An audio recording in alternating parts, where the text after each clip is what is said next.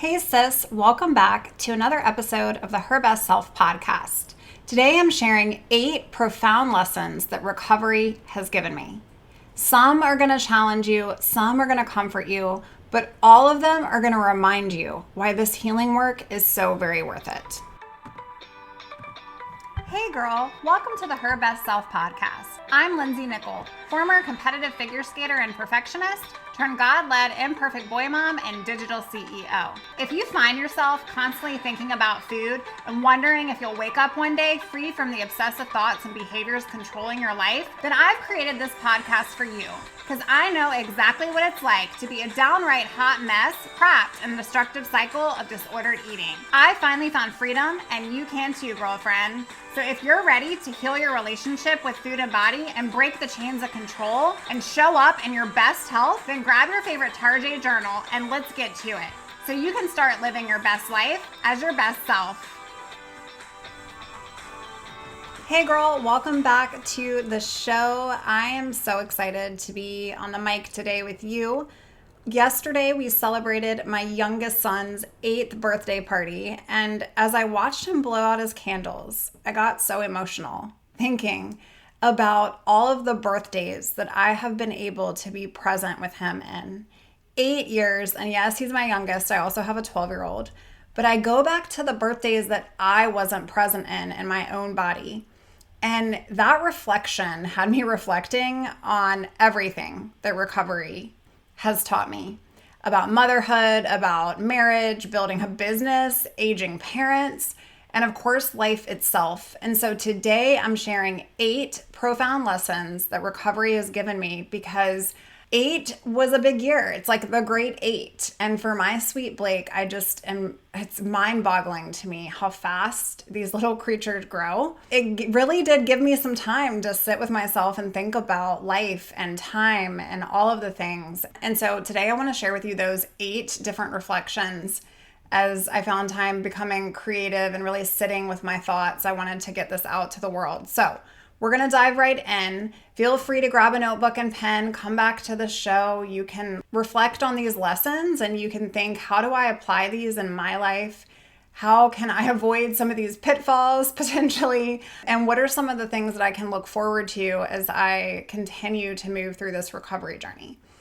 So, lesson number 1, your perspective can be your power or your prison. When I was deep in my disorder, I saw snacks as failure. I saw people needing meals as like, why do you absolutely need that? Can't you wait till dinner? I saw family dinners as battlegrounds. And I saw my body change. And as I experienced different changes within my body, there was fear, there was so many emotions. But now I see all of this to share what I do in the world with women just like you, but to also talk to my kids, talk to their friends, be at a birthday yesterday. Of course, I'm celebrating. Of course, I'm enjoying cake with my son and just seeing his growing body. And I see that appetite is so much health now, whereas before I saw it as something that was negative. And I see dinners differently, dinners as connection and our ability to discuss things as a family and to be able to be there and just to talk about the day. And even yesterday, just asking him, like, what were some of the best moments of his day? Here's the truth. When you're in a disorder, you don't have time to think about that, nor do you honestly care about all of those things or to even prompt questions like that because you're too busy in your own meal. You're too busy trying to figure out how you're going to get out of it or what you can cut or what you can restrict or when you're going to eat next. This lesson, your perspective can be your power or your prison, is really truth that I wish I had learned sooner. Your perspective, sis, shapes everything. Not just how you see situations, but how you let other people's influences and opinions affect you.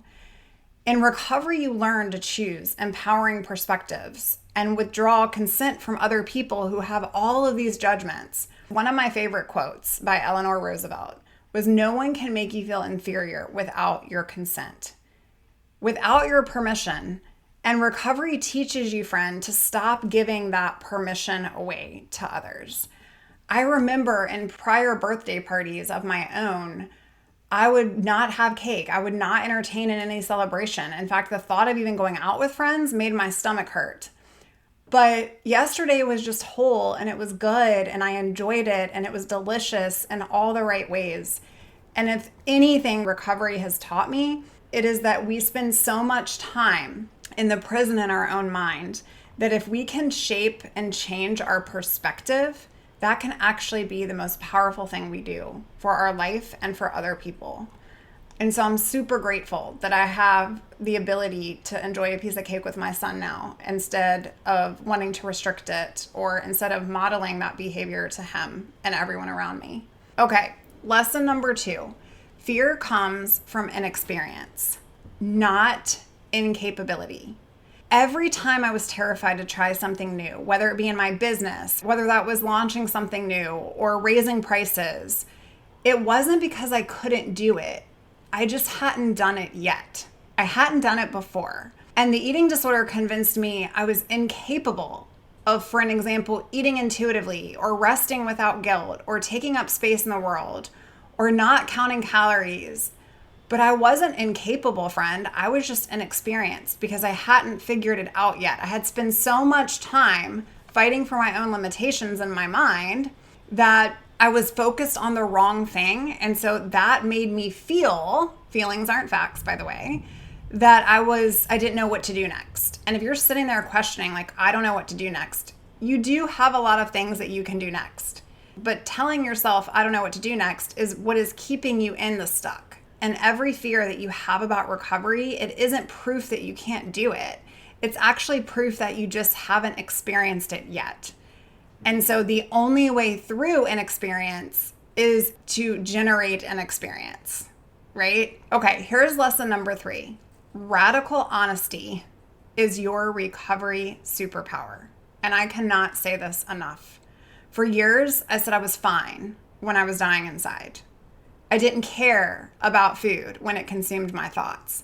And I pretended that recovery was easy on days that it felt impossible. But dishonesty, friend, keeps you sick. Honesty is what set me free, and it is what will set you free. Being honest with my kids about resting, being honest with clients about what recovery actually requires of them, being honest with myself about what wasn't working, that radical honesty about what you want, about what you need, feel, and what must change becomes your greatest recovery tool. Get really clear and get really honest with yourself. Lesson number 4, everything is temporary, the good and the hard. The drama with kids, the business struggles, the recovery setbacks, they're all temporary, but so are the beautiful moments. My son's 8th birthday will never come again. Your eating disorder, friend, feels permanent when you're in it. Your recovery struggles, they feel endless, but they're not. They're simply not. And here's what saved my recovery. Never ruin a good day thinking about yesterday's mistakes. That means that one slip up, what used to ruin my entire week, at one point I had to get super real with myself. Yesterday's choices don't get to determine today's possibilities. Sis, everything is temporary. The good and the bad and the hard and the easy and the simple and the complex. So how do you want to spend this temporary time you have? Lesson number 5. You are your own rescue. Gosh, that sounds harsh, but it's also so liberating. No one is coming to save you from yourself. No one is coming to save you from your eating disorder. Actually, if I could get out on a life raft and come to every single one of you's address and bring you into the boat to bring you to the other side and to freedom, that would be the perfect, wonderful place for all of us to coexist. But the reality is that no perfect therapist or coach or magic moment or external circumstance is going to save you but you. And here's the beautiful flip. You have everything you already need. You don't need to wait for someone else to fix or someone else to validate or to give you an allowance to heal your life. You literally are the only one that you've been waiting for. And when you can get behind that reality, like Lindsay, you are the only one that can get yourself out of this. And of course, God, your creator. But outside of that, no other human on this planet is going to be able to come to your rescue. Yes, there are coaches like myself who would love to support you and show you the path and the way, but you are your own rescue. The sooner that you can get behind this concept, the faster you will be as a driving force into the recovery journey, because your recovery is simply your responsibility. And that is where your power lives. That's not to create heavier shoulders for you. It's to make you go, wow, no one is in my way but me. Lesson number 6. And this one, I hope not to get choked up on today's show, but this one is what hit me yesterday as I was watching him blow out the candles. Time, friend, is your greatest currency. Building a business while raising littles has taught me that time is the only thing you can't make more of. The money, yes, of course, you can always make more of it, and money is great. But I volunteer time for causes I believe in. I invest time in relationships that matter. I spend time on doing fulfilling work and with those beautiful kids and my gorgeous husband and with my incredible clients who are putting in the work. But I refuse to waste it. I've wasted too much of it. I've wasted it on diet culture and food obsession and hating my body.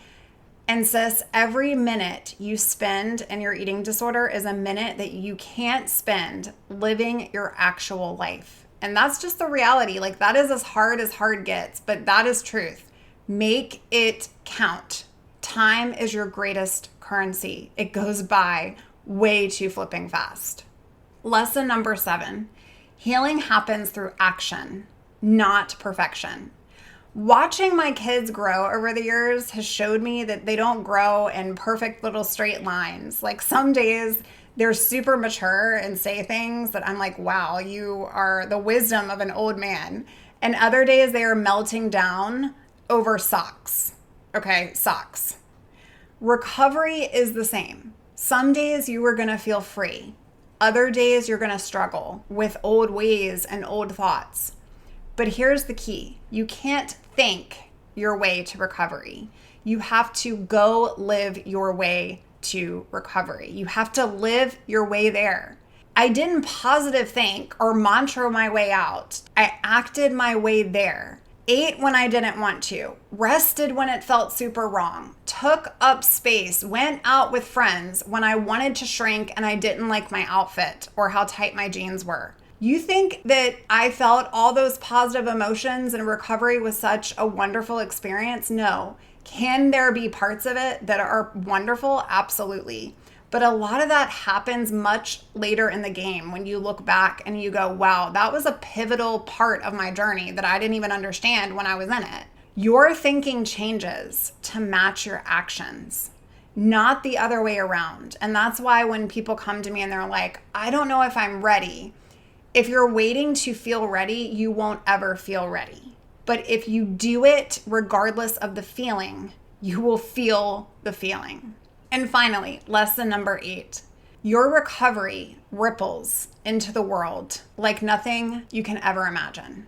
Sis, this is why I do this work. For every woman who hears this and realizes that she's not alone.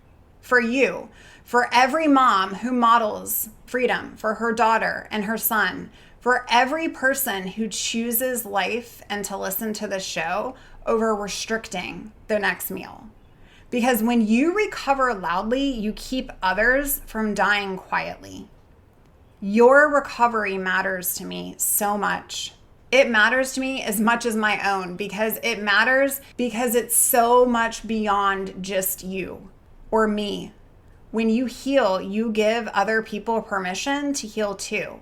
When you share this show, when you share your story, when you recover so boldly that other people know that's possible, that is when God's looking down and going, well done, good and faithful servant. And as I tucked my 8-year-old in last night, he said, Mom, this was the best birthday ever. And I realized I was present. I wasn't calculating. I wasn't worried about pictures. I wasn't planning tomorrow's restriction. I was present, fully there with him, enjoying the cake, enjoying the laughter, enjoying him being 8. And that's what recovery gives you, sis. The gift of being present for your own life, for your own birthdays, for your kids' birthdays, for your grandkids' birthdays. Whether you're 8 or 80, just starting recovery or years in, struggling today or celebrating, I want you to know this. Your perspective is your power. Your honesty is your freedom. You can't think your way to new living, but you can sure as heck live your way to a new way of thinking. Your recovery matters because you do.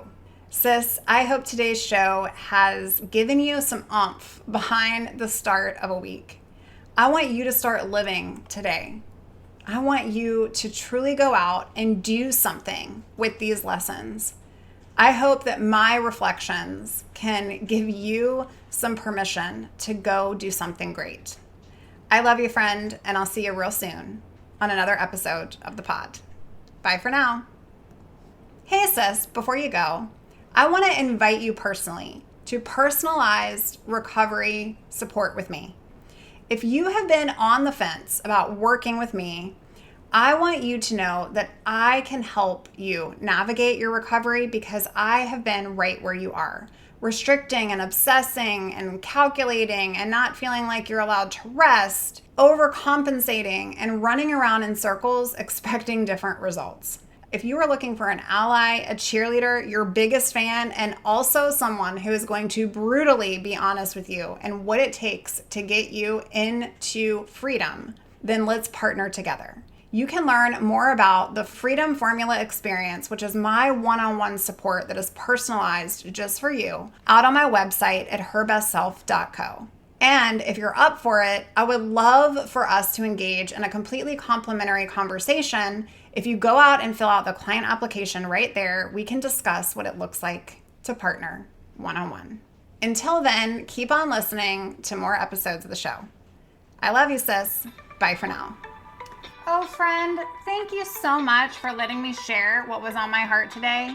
My hope for this podcast is to help more women find freedom from food and body. If this has empowered or blessed you, let me know. I'd be honored for your rating and review of my show, and I'd love to connect with you in my private Facebook community. You really can move from perfection to purpose. Let's break the chains together. I'll help navigate the way. Until next time, bye for now, girl.